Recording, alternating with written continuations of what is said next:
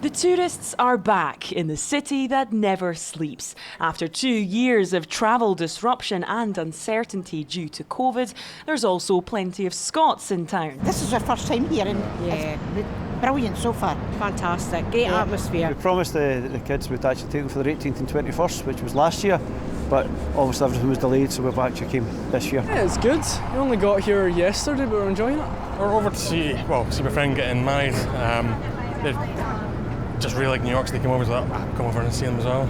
And they're not the only Scots who've crossed the Atlantic to tie the knot. Came to New York, decided to get married, just spur of the moment. Well, not spur of the moment, a few months planning, but just eloped really. Our whole romance has been a bit of a whirlwind, hasn't it? It's been really, we've had a lot to deal with and things, so it's just like the icing in the cake really to do something like this. It's always been a popular travel destination for Scots, now made easier by the resumption of direct flights from Edinburgh. Tourists are returning and the buzz is definitely back in the Big Apple. But not too long ago, this was the epicentre of the COVID-19 outbreak in the United States.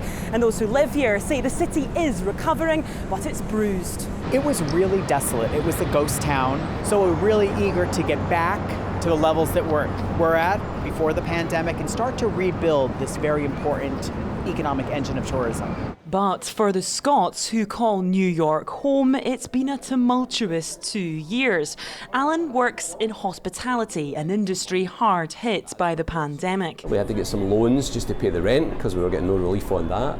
And yeah, we're still facing the challenges, but we've worked very hard to get in a position where we feel like we can move forward and there's light at the end of the tunnel now.